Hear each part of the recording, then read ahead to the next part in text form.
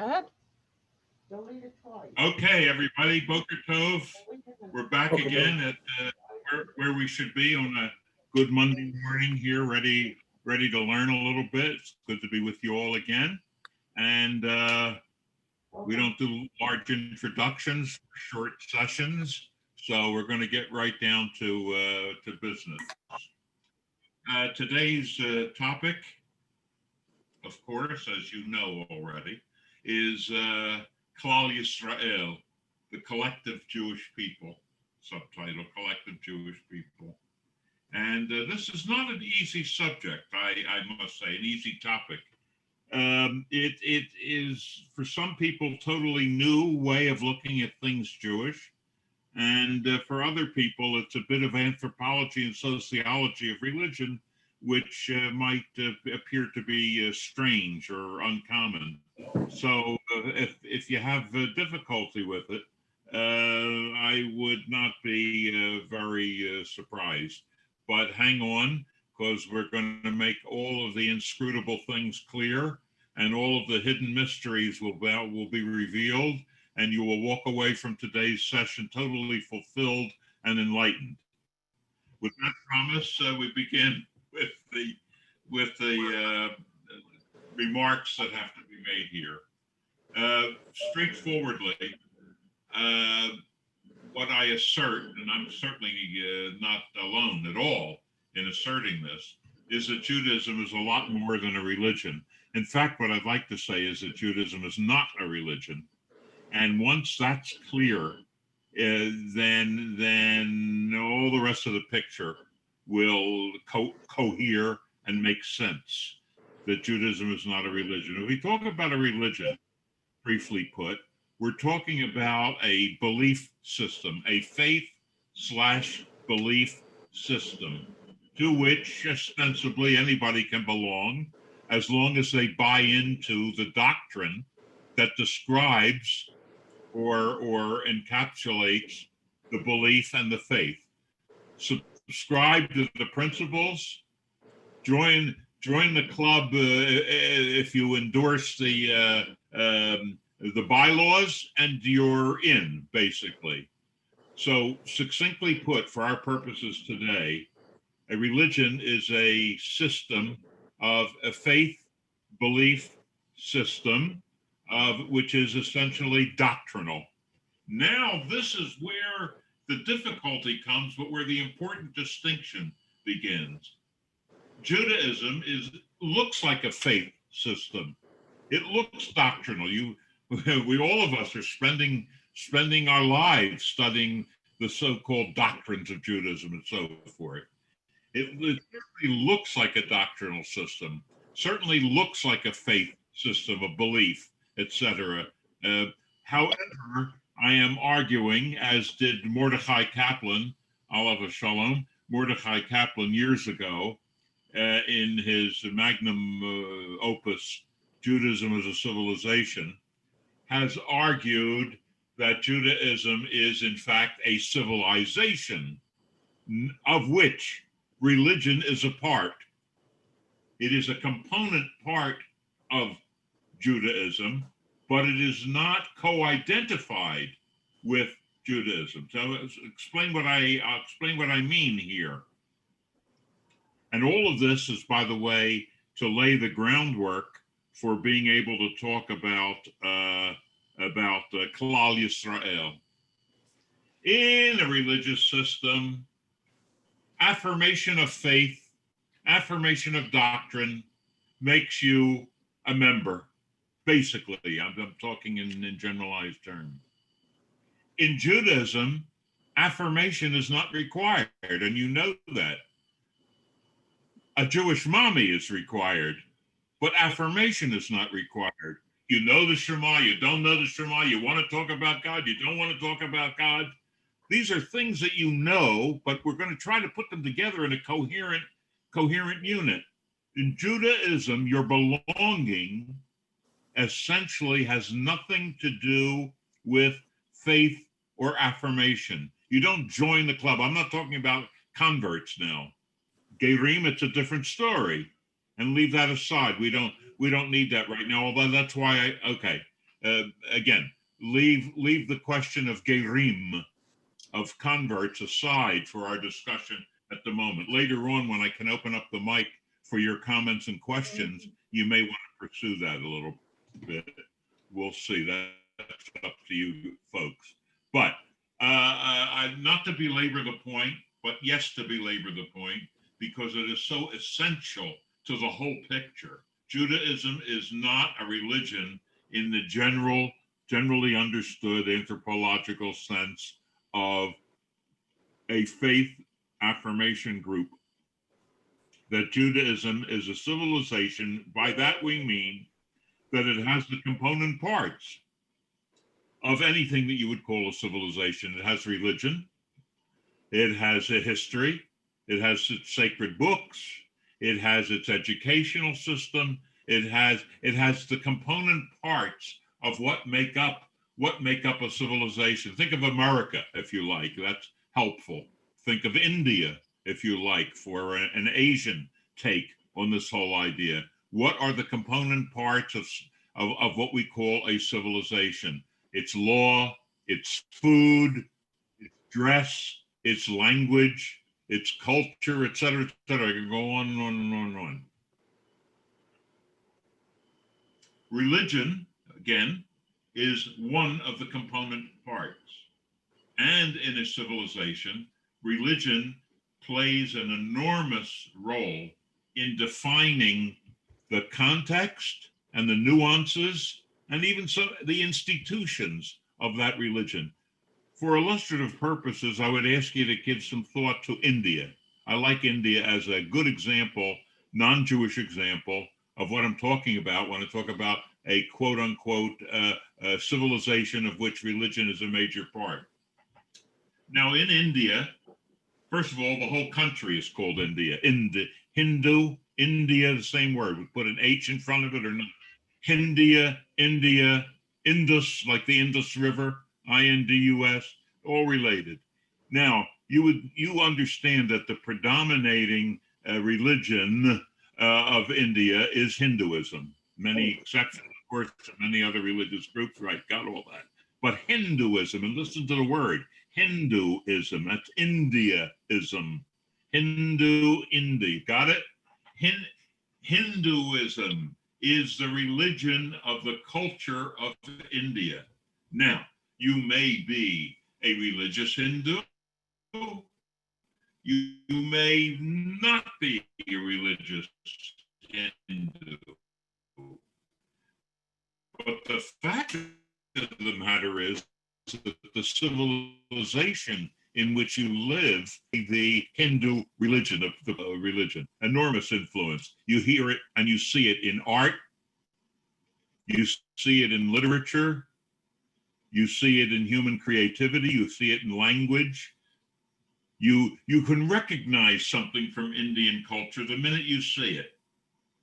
Indian culture, you could tell it. Even the design on saris, even the fact that people wear saris, anything that you wish to point to that is a component part of Indian culture will have some echoes, if you will, in Hindu religion too, even if you're not, again, a religious Hindu. So on the one hand, you can see in India that the cows walk in the street like the people do. You know, this is a holy animal. They're cow. They don't eat cows. They're essentially, okay, you got that. They don't eat cows. Hindus don't eat cows. But there are an awful lot of McDonald's in India, which are crowded with an awful lot of people that come from Indian culture and Hindu culture. So you can have a Hindu eating a hamburger, and it's not a problem for the Hindu that eats a hamburger. He may say, I'm not a religious Hindu, but I'm still a Hindu. A Hindu, of course, because India, you live in Hindustan. You live there. That's the very culture of which you are a part. I won't belabor that unless you have a problem or a question with it a little bit later. I'm talking about India, but I'm talking about Jewish. I'm talking about India and I'm talking about Judaism. think for a moment, if you will, that Judaism, the term Judaism itself, Judea, it's also geographic, like Hindu, India, after the Indus River, etc. There's a geographical component to what we're talking about, which you would recognize very, very easily. Judaism. I'm impressed all the time when I do any work with Samaritans, Shomronim. And one of the things I like that always brings a smile to my face in working with Samaritan stuff and Samaritan texts and so forth is that the Samaritans call us, that's you and me, Yehudim. We call them Jews. Samaritan Jews with problem, okay. But they're in the Jewish category, Samaritans. When Samaritans talk about us, they call us Yehudim. And they Shomronim, from Shomron. That tells you, interestingly, that there's a geographic component to what we're talking about. And they still reflect it because it's jarring on the ear. You talk to a Samaritan who's in the middle of eating a Korban Pesach or something like that during Pesach, and you say, and you Yehudim say, no. Okay, what? Of course, okay. A civilization has component parts which we all recognize, of which religion is a major part, but only part. To be a Jew, here we stop talking about Hindus and everything else. To be a Jew is not a matter of affirmation. It's a matter of happen. It's a matter of biology, if you like. It's a matter of the way the universe functions. If you have a Jewish mother, you know this, then you're in. And there are exceptions to this. I'm not interested in the exceptions right now. Jewish religion stands alongside some other factors, stands together with some other factors that comprised this thing that we want to call Klal Yisrael, Jewish. The first, and I think the most important thing that I can say about Klal Yisrael, about Jewish as a collective Jewish people, is that you belong to the group, even though you may have no particular connection with the component elements of the identity of that group. Let me run that by you again. In Judaism, the essential factor that we're observing is the factor of belonging. You belong to the Jewish people. The central factor is not believing, another B, not believing, but belonging. Once that's clear, and that has to settle in your head a little bit. Once it's clear that the essential element in Judaism is belonging to the Jewish people, one becomes able to understand why there are component parts of Judaism which many people do not have an affiliation with. Let's just think of this. You can be a Jew and not have Shabbos as part of your life totally, or kashrut. Think of the things which are, if you will, common elements in Klal Yisrael, which still, nonetheless, do not apply to everybody who belongs. You can belong and not have anything to do with, let's say, I'll go through a little list of them. Nothing to do with God. That's one that really makes Gentiles crazy, by the way. You got to know this. How can it be? Till today, they still don't understand this, even with the sophistication of understanding things anthropologically. How can you be a Jew and not believe in God? You understand that for a Christian, that is utter insanity. To believe you don't believe in God, you don't believe in Jesus, but you're a Christian. It can't be. This is an oxymoron in the Christian world. You believe, you're in. You don't believe, you're not in. How can you be a Jew and not believe in God? So the question is still hanging out there for zillions and zillions of Christians, and we Jews are we've been living with this for a long time. We have our own heretics and our own outside whatever. We have a lot of names for these people, but we all know fellow Jews, some of them even in our own families, fellow Jews who have absolutely no interest in or association with anything that talks about God, and yet they are solid Jews. We have Jews, for instance, who can violate practically any element of Jewish civilization and still of Jewish religion and still be Jews.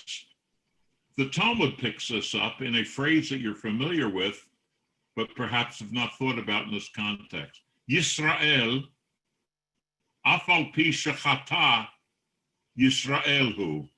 A Jew, even though he may be a sinner, is still a Jew. That's pretty heavy duty stuff.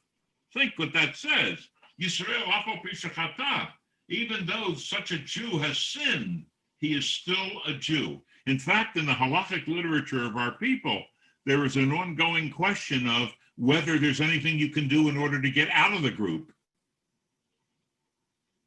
Interesting halachic question, isn't it? What do I do if I don't want to belong anymore? Not only don't I want to do any of the things that the Jewish religion talks about, I'm not interested in the entire package. Can I get out? Well, it depends on who you read in the halachic literature. Some of our Chachamim say once a Jew, always a Jew. And in fact, they quote the line from the Gemara that I just quoted for you, Yisrael af al pi shechata, Yisrael hu. Others argue that it is possible to become a goy, a Jew to become a goy. It's not so easy, but it can be done. I'm not interested in resolving that question, but I am interested in reflecting on the matter, that the question is a live and hot question that has been going on for centuries. Interestingly, let's say with the Inquisition in Spain, with the whole Jewish, Spanish, Iberian question, were those who converted to Christianity, let's say during the so-called Inquisition period, were they really no longer Jewish? Yes or no, Jews? And if they decide to come back, do they have to convert in order to come back into the Jewish fold? That's an interesting question too, which the halachic literature deals with at great length. Were you out and you came back, or were you out but you were never out anyway? And if you were coerced into changing your religion, have you in fact succeeded in changing your religion? Understand why this kind of a question, this particular question, is so massive and has interested us for so long. The reason that we are continually involved in this question is precisely a demonstration of the assertion that Judaism is more than a religion. If we were just a religion, it would be easy to say you're not anymore because you don't affirm and you don't have any loyalty to whatever it is, and goodbye and have a good day. It's over with. But since Judaism is in the first and in the last instance a sociological phenomenon, and it's a civilization, then the question is going to hang in front of you for many, many centuries. If you belong, if belonging, and if the belonging comes from the fact that you have a Jewish mother, then there's nothing you can do about this. You are, no matter what. And so it goes. I'm interested in taking a look at some of the component elements of Klal Yisrael. We're talking about Klal Yisrael right now. And the reason I say this is not such an easy topic for some of us who have not dealt with it. The reason that it's not such an easy topic is because we generally apply the term Klal Yisrael in a different context. Think of that, if you will. How when we say Klal Yisrael, I mean Jewish community. Somebody's got a microphone on; they should turn it off. Okay, Andrea,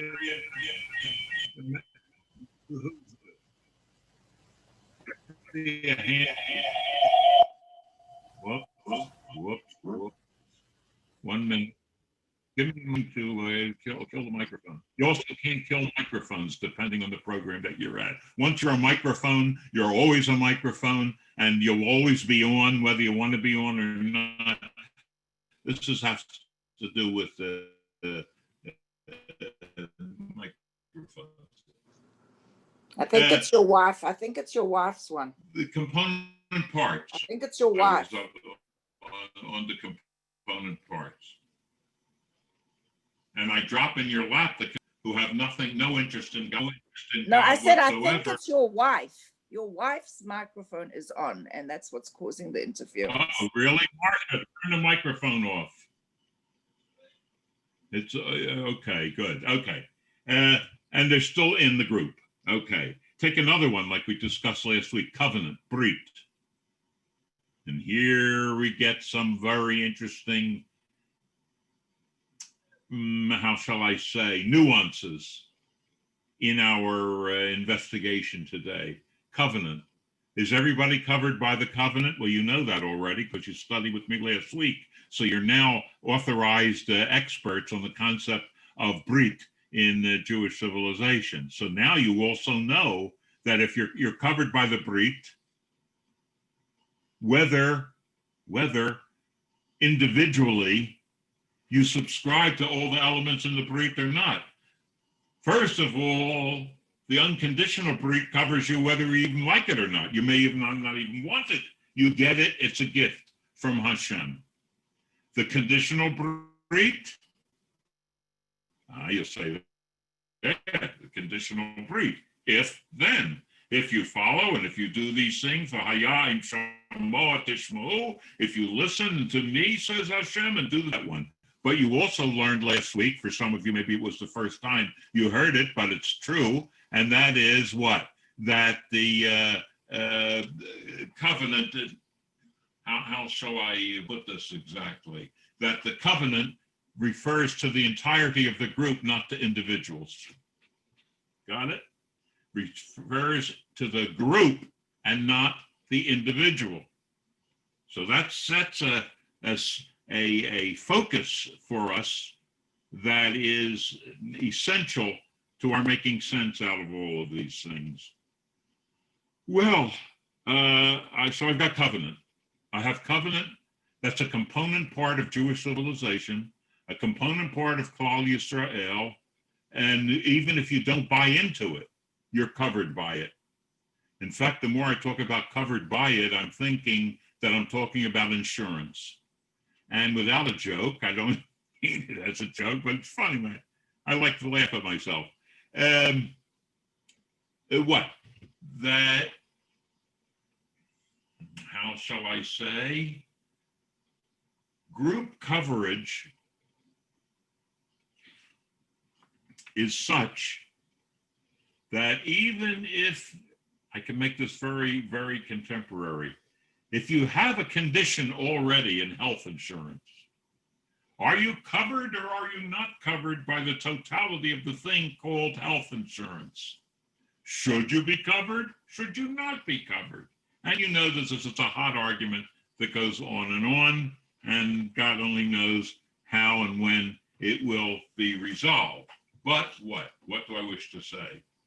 Health insurance, life insurance, health insurance, whatever, teaches us something about the coverage of the group more than it teaches us something about the status of the individual in that group. In a sense, it's kind of like statistics. fascinating field. Statistics will give you a truth about the collective that is not necessarily at all the truth of any one particular person in the collective. Think about that. A statistical fact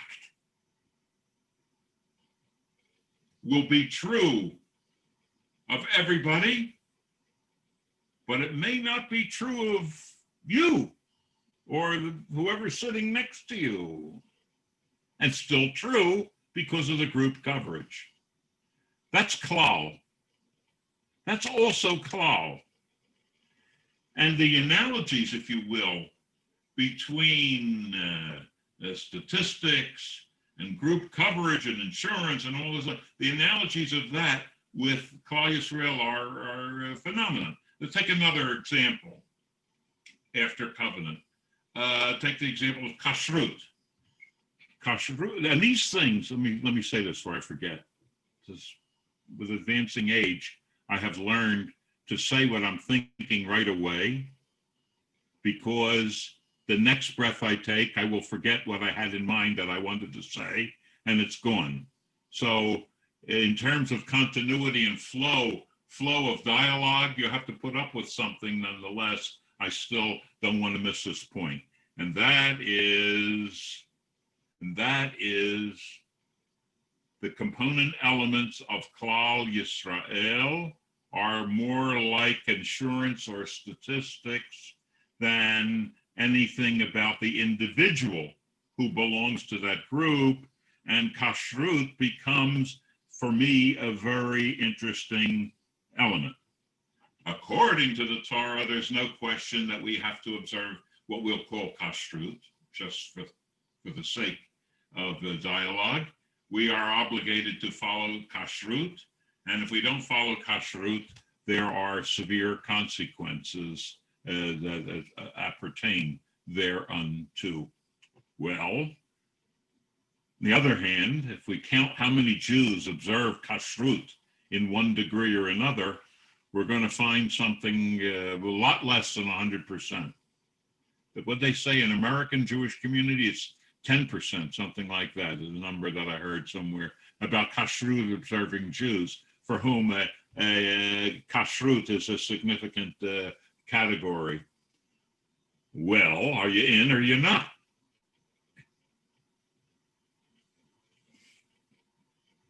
And yet we call these Jews, whoever they are that eat pork on Yom Kippur, Jews. They may be annoying Jews, but they're Jews nonetheless, because we're a group.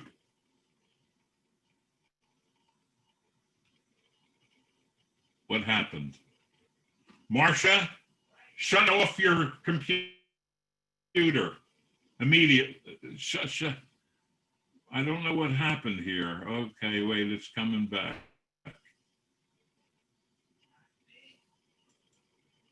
Internet connection is unstable.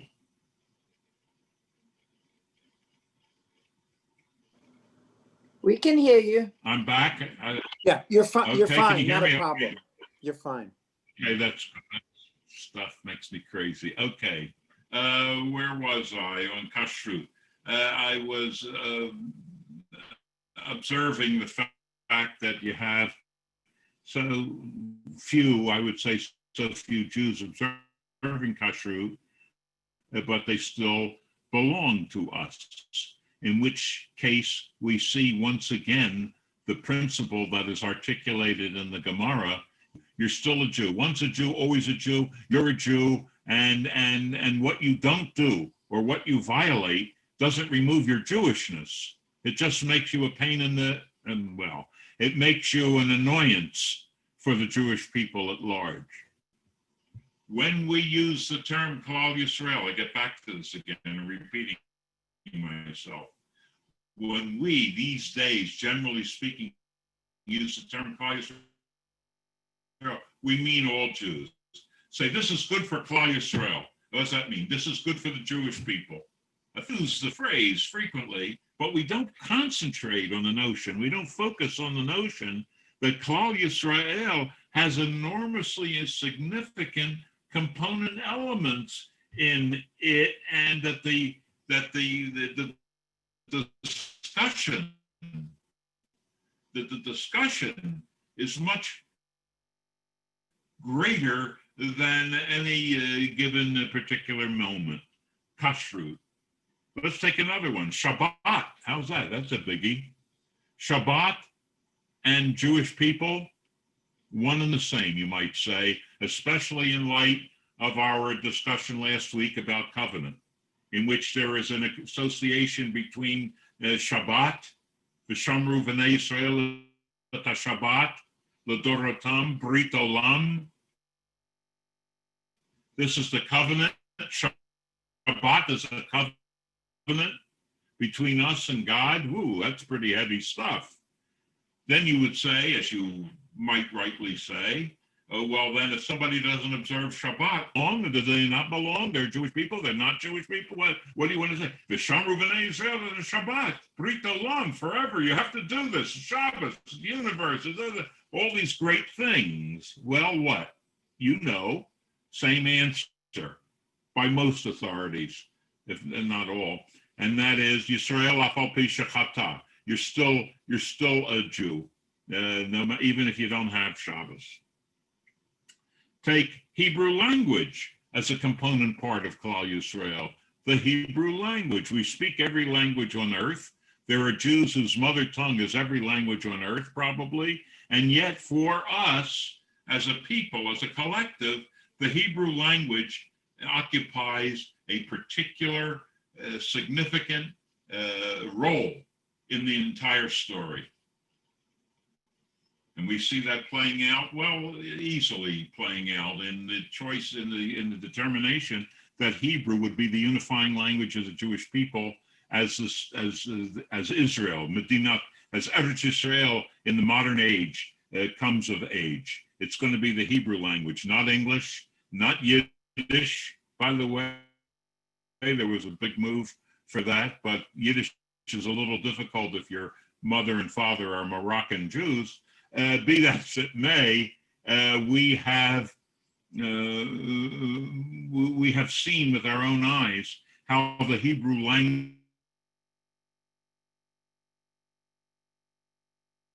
language is central to the identity of Klal Yisrael.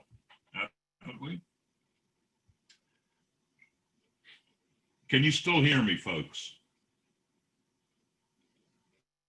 We hear you, but we don't see you. You're frozen a Hello? little bit. Oh boy.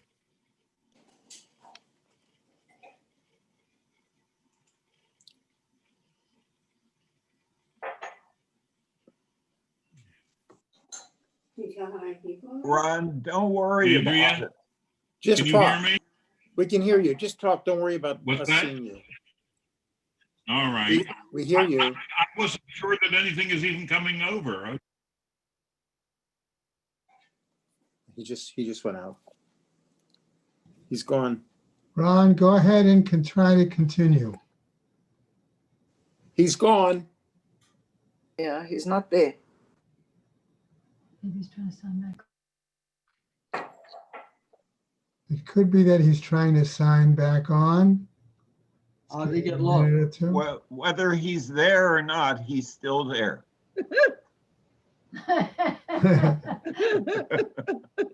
Because he's part of Klal Yisrael. Oh, that's a good way of putting it. We're all still there. And he had a bris also.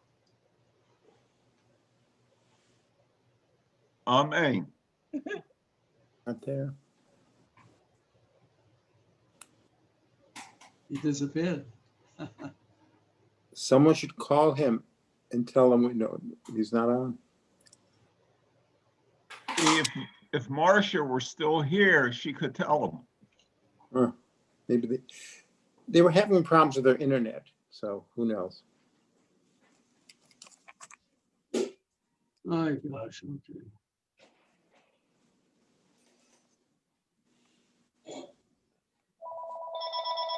Whoops.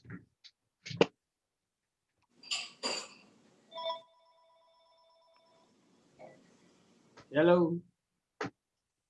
Mute yourself. How are you? Thank God, a live. Rabbi Kranzler, mute yourself. Kranzler, we can hear you, everything you're saying. Oh, we're looking forward to having you over here, God willing. Mute yourself, Rabbi Kranzler.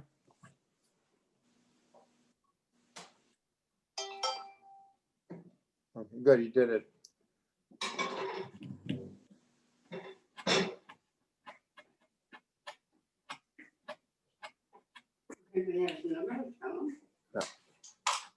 He would know that he's on because he's off. He's off. He wouldn't be zooming at all. I'm sorry.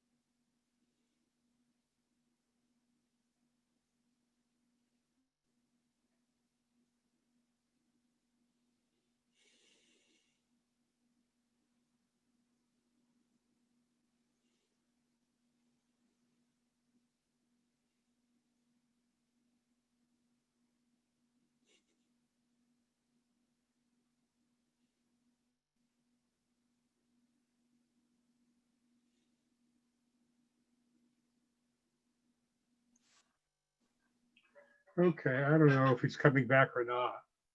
Just call it a day.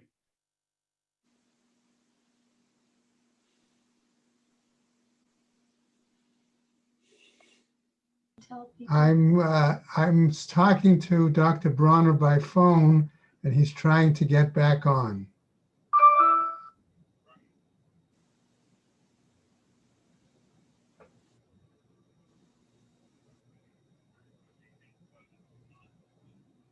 You could call in by phone. It said your bandwidth was weak. That was, or low. That was what it said before. Excuse me, maybe I could help you with, I looked in the participants and it looks like Andrea Mass is on 5 or 6 times of connecting in. And that's probably why your connection is so weak. And if you look at participants, you'll see what I mean. Call Andrea and see if she can. All right, I'm going to have Karen call Andrea and see if she can adjust it. Okay? Yeah. All right. No, that's not correct because when I logged in, I logged in as Andrea Mass, but I'm not Andrea Mass. So I don't know what the holdup was, but this Andrea Mass is somebody else. Okay? I'm Sarah Lazarus.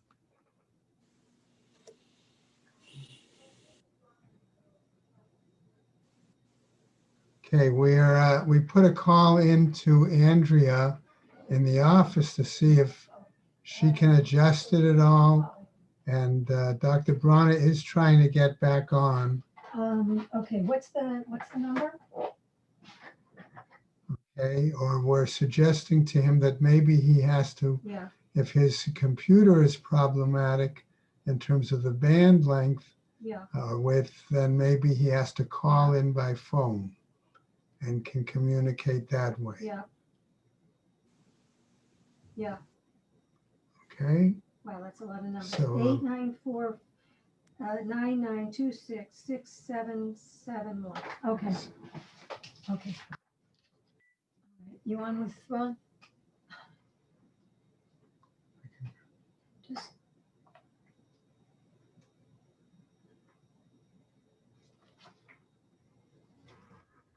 I'm having my computer hi, it's assistant Karen. You can dial in by phone. to try to have Dr. Brenner dial in. I'm gonna give you the, by I'm gonna give you the phone. numbers. So everybody, if you wouldn't mind 301. holding on a bit more. 715 8592. That's the number to call. When you get there, the number of your session.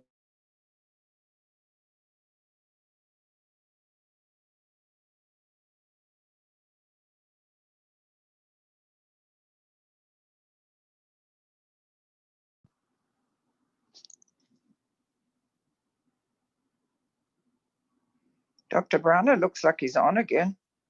He just doesn't have a sound on.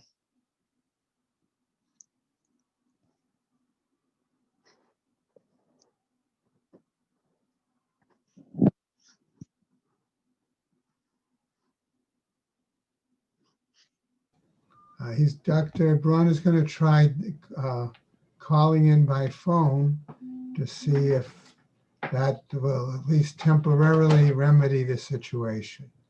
Okay? I appreciate everyone's patience. Thank you. He's on, but he's muted. Oh, maybe I'll call Andrea and have her unmute him. Yeah, that's what he is. Oh, he's back there. Now you can hear me, right? Yeah, Yes. good. Yeah, we hear you. Yes. Good. Let me pick up from, I'm sorry about all of this, folks. I apologize on behalf of myself for messing up the communication here. But let's get back to where we were. I don't know where we lost contact with each other. I am talking about elements of Klal Yisrael. I'm looking at them. I am observing the nature of the various component elements as part of making an indelible point to the effect that Klal Yisrael is belonging and not believing, that we're talking about being, and we're talking about an identity that flows from one's association with the group, and not necessarily of an identity that flows from one's affirmation. Affirmation, okay. So talk about the Hebrew language as being central to the Jewish people. That's not dismissible. Brit Milah we were talking about before, and then one of the last points that I think I was making about Brit Milah is that to observe how widespread that practice is of circumcision, even if it's not ritual circumcision, which is interesting. It may not even be ritual Brit Milah. It may be the Milah without the Brit. That probably more meaningful. But it's done because that's what Jews do. It is interesting to reflect that in the 1800s, early 1800s, with the birth of the Reform movement, there was a movement amongst such liberal Jews to do away with Brit Milah. I mentioned that in the book a little bit. To do away, let's say, with Brit Milah and Kashrut. Those were two of the big things for which there were people militating to bring to an end.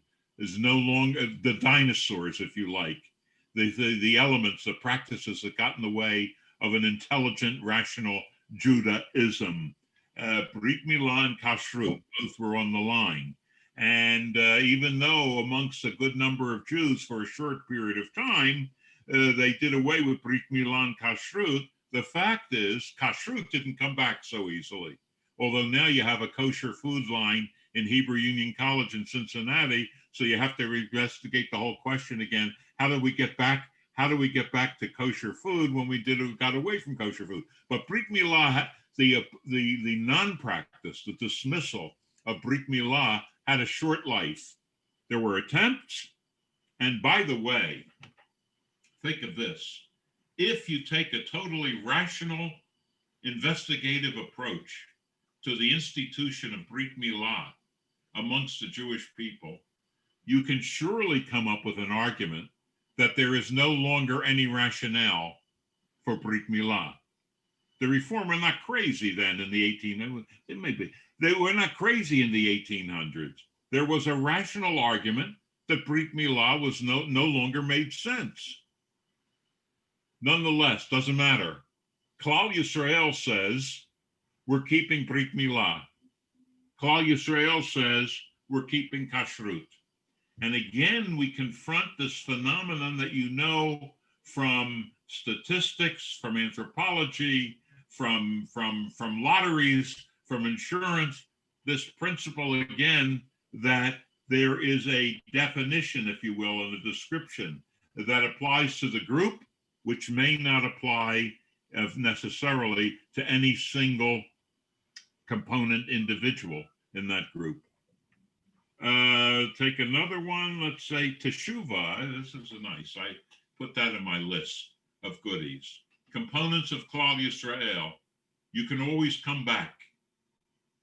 No matter how far away you've gone, you can come back. There is a way back from your defaults, from your defections, from your deficits. There's Teshuvah. I don't have to translate the word Teshuvah with a group like this. And add one more thing to Klal Yisrael, although there are many more, but I'm using these as as illustration. Let me get my view back up here for a minute, folks. Give me a sec. I want to just, okay.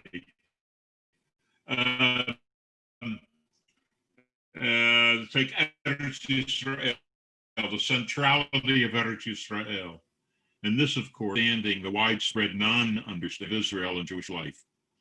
It's a problem that we're significances. How many religious that are focused intensely on a particular piece of real estate? That's a question you have to ask yourself. A particular parcel of real estate in the religious dimension of this organism. And you come up with some interesting observations. At least I invite you to get into these observations.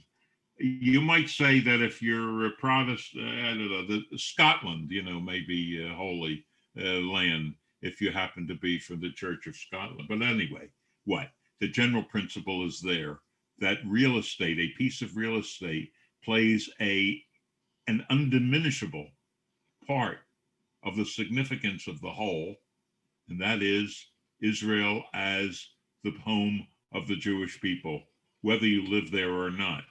By the way, the phrase, whether you live there or not, is parallel to the phrase, you're a Jew, whether you observe Torah or not. It's the same thing, or not. Israel is significant whether you live there or not. I'm making a modified Zionist speech right now, or maybe non-Zionist speech, I don't know. You see the logic of it? I endorse kashrut even though I don't observe it. I endorse Shabbat even though I don't observe it. Or Shabbat and kashrut define me in part even though I don't observe it, because it's all part of Klal Yisrael. Well, the centrality of Israel, in my estimation, is similar to those things too. You don't have to be there for it to be significant to you.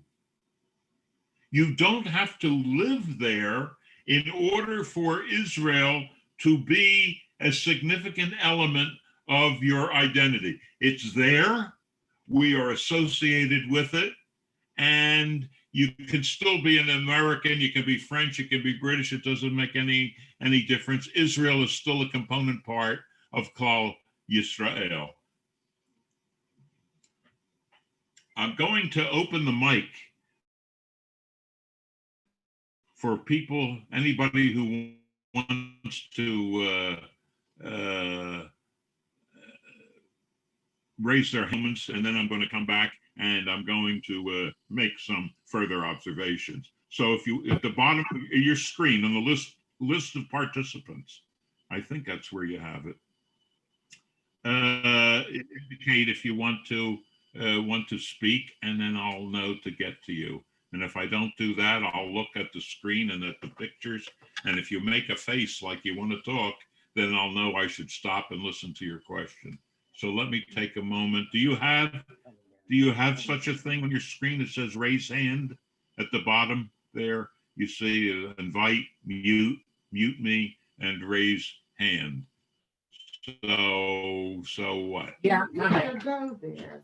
Well, no, I don't think so. You have that?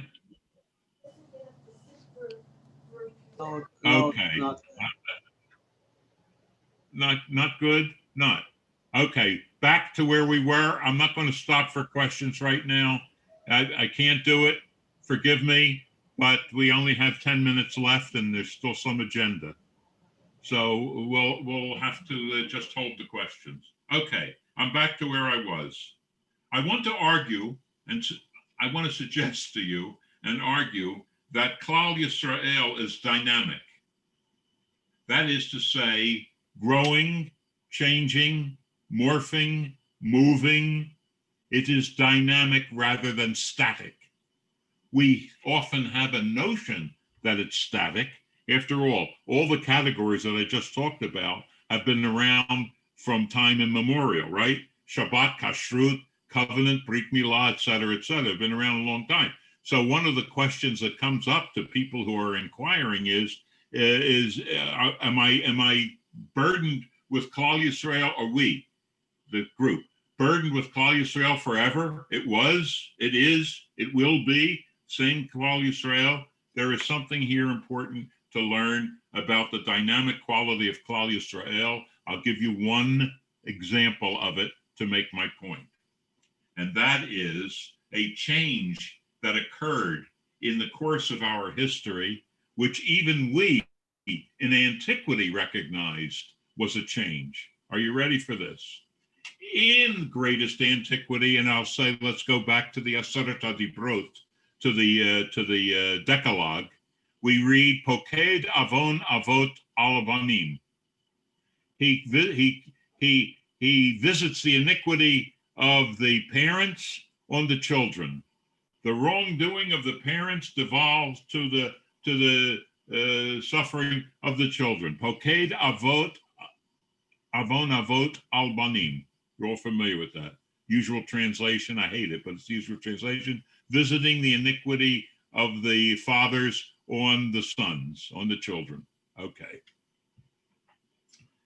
If that's a component part, and it was a component part of our view of the world in antiquity, it becomes rather significant to observe that later on in later antiquity, we saw a change occur, like we find in the book of Yirmiyahu, Jeremiah. Lo ye'amerod, it will no longer be said, Avot achlu voser v'shinei vanim tikena, the fathers eat sour grapes, and the teeth of the children are set on edge, a poetic proposition, meaning no longer will it be said that the fathers did wrong and the children suffer, but it will be said rather ultimately, ish bavono yamut, everybody will pay for their own wrongdoing. Here it is in Yirmiyahu, ish bavono yamut. Have it in Yechezkel also, the same thought going through.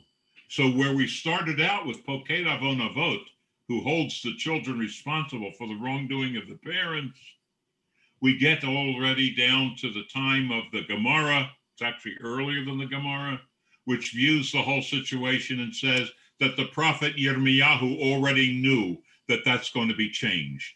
So there is an illustration of the dynamic of Klal Yisrael. It's not all frozen. And that's a big one, because the Poked Avon Avot is in the Aseret HaDibrot. Visiting the iniquity of the parents is in the Luchot HaBrit, in the tablets of the law. One of the problems, however, about Klal Yisrael for many people is the fact that Judaism, the Jewish tradition, let's call it, is slow to respond when new responses are needed. This is a big question that we're all involved in on different levels. The speed or the non-speed with which the Jewish tradition responds to contemporary needs. I have the belief, it's my understanding from my studies, that the Jewish tradition, and I only want to talk about Jewish, I'm not interested in exceptions to this in other religious systems. It is the fact that the Jewish tradition responds more slowly than the need for it. The need for a change. The response will be slower because it is in the nature of the Jewish tradition to move at its own pace. I mean to say that Klal Yisrael is dynamic, but the dynamic can't be measured very easily.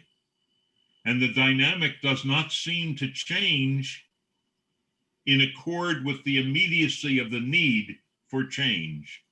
This should help us understand certain things, I think, like homosexuality. I'm not making a thing now, and I'm certainly not a liberal, so I'm just mentioning agenda.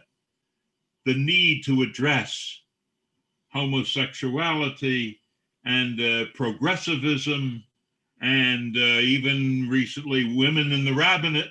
You can go on and on. There are many issues, and the kind of issues that really shake people. The tradition will answer to those things. This is what I'm asserting. Klal Yisrael will answer to those things because Klal Yisrael is a living organism. It is a dynamic. It is the collective Jewish people. It doesn't go away. It doesn't die. And it doesn't become petrified in the sense that it will make no change or adaptation to the needs that confront it. All of that will happen, just like it happened with Yirmiyahu, the prophet, right? Lo ye'amero davot achlu voser. No longer shall it be said that the fathers ate sour grapes and the teeth of the children are set on edge. The tradition will answer the challenges that come to it, but the response to the challenges is always slower, almost always slower than the needs and the responses which are necessary. Now, we have a halachic system, of course, which wants to deal with all these questions, but there's a long trip between a halachic decision and inclusion in Klal Yisrael. That's another thing that many people find, how shall I put it, problematic.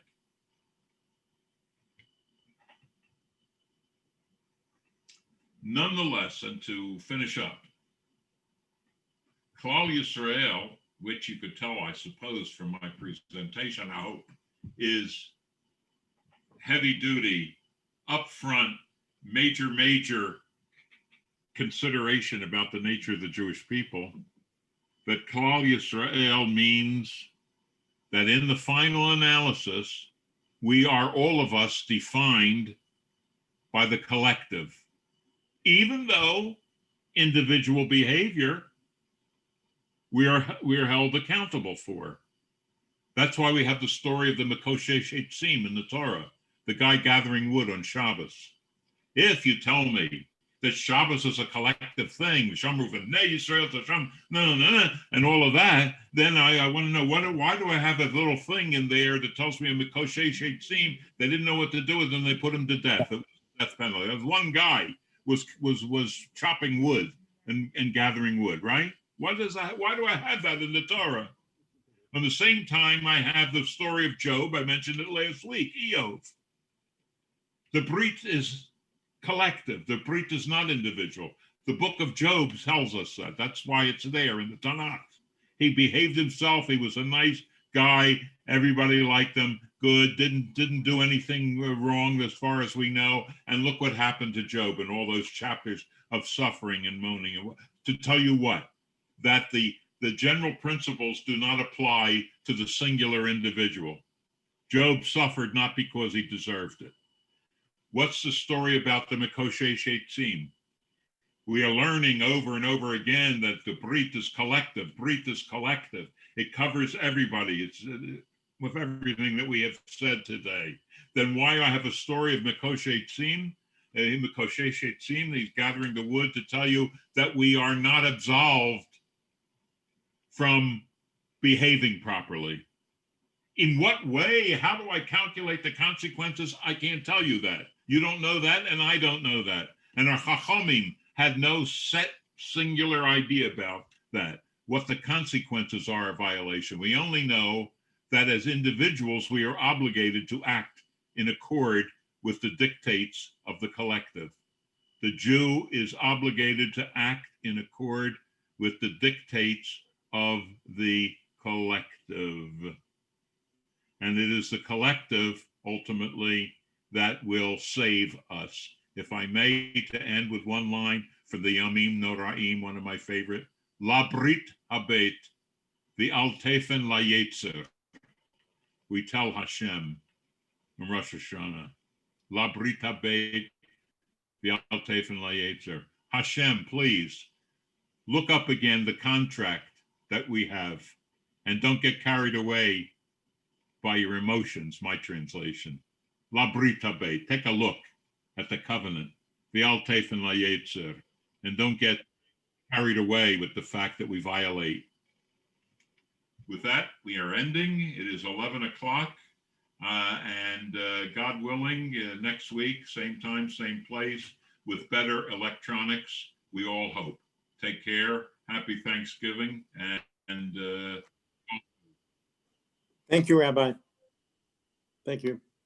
Thank you. bye. Ron, do you want to give an assignment for next time? A reading Say assignment? that again? Do you want to give a reading assignment in the book for next week? Yeah, can, of course. Oh, God. Tolerance of ambiguity. Pages 72 to 79. Tolerance of ambiguity. We'll have fun with that. That's for next week, everybody. And whoever signed off, you can tell them if you run into them. Till then, Thank you. tolerance of ambiguity. Kol tuv, bye. My pleasure. Hey, thank you.